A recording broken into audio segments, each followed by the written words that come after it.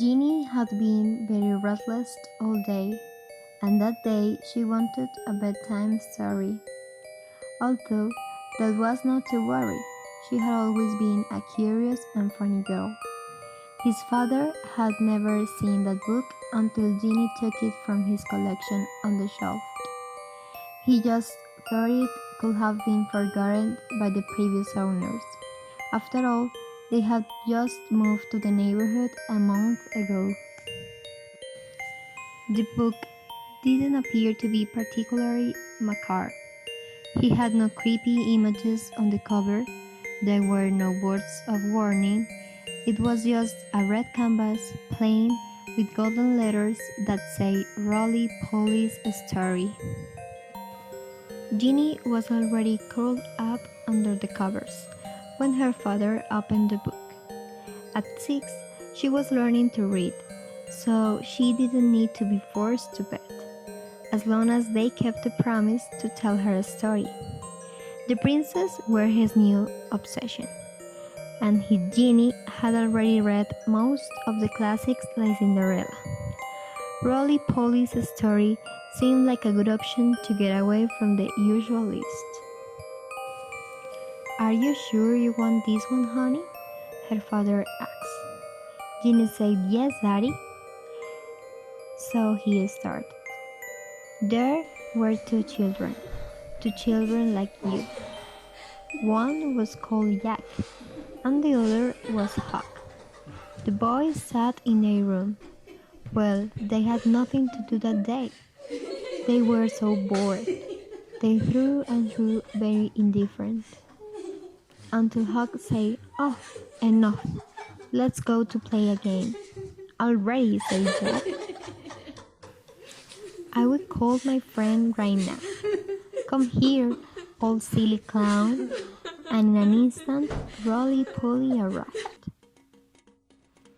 There was a huge figure next to the two children. It belonged to a man dressed as a clown, completing his appearance with a curly wig, white makeup, and very large red lips that were even scary. "I have come to play," said the clown. "What will we do?" Hugh said excitedly, as he pulled his toys out of the messy closet. There were games of various names, a karaoke machine, a trampoline, and 2 heart-attack robots. "Oh no," the clown said, "this will not be enough. Let's play some real games. Come with me and you will see."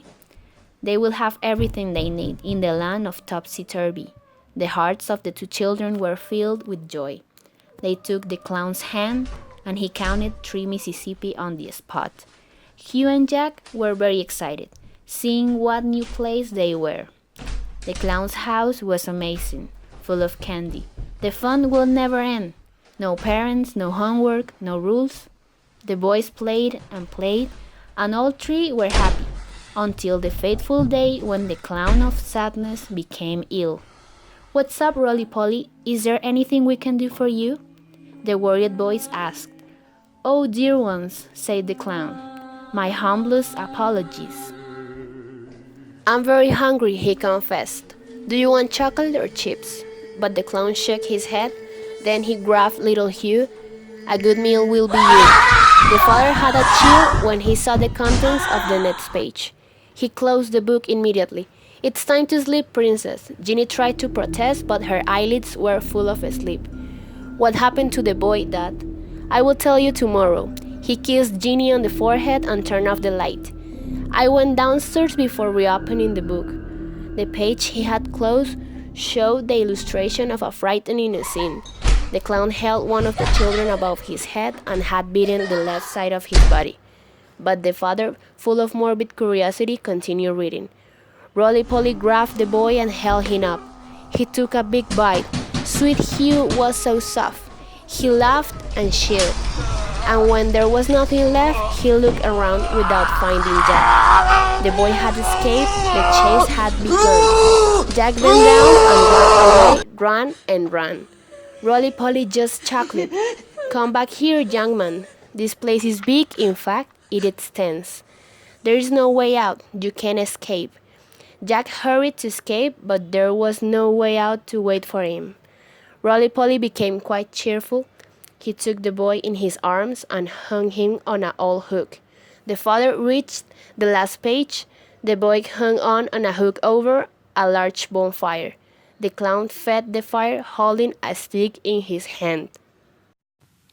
The other hand greeted the reader with a maniacal smile and 2 rows of long, sharp teeth. He quickly closed the book and threw it in the trash. He woke up early the next morning and picked up the newspaper they had left at the door, which has its main title, Fifth Anniversary of the Disappearance of Local Children. He ran out and removed the lid of the trash can. Perhaps who wrote that book knew something about the disappearance of children. At a minimum, he needed to report the sick material to the police, but the book was gone. Then he ran up to Ginny's room. A single piece of paper was on the crumpled sheets of his empty bed. Ginny chose a good book, a beautiful story to tell, but Dad didn't like it. He thought it was trivial. The clown didn't like that, but not a little. Then Roly Poly went to look for Ginny, and now Ginny plays in the topsy-turvy land. It's been a week since Ginny disappeared. If you find this book, don't open it, don't read it. Call the police. A child's life may depend on it.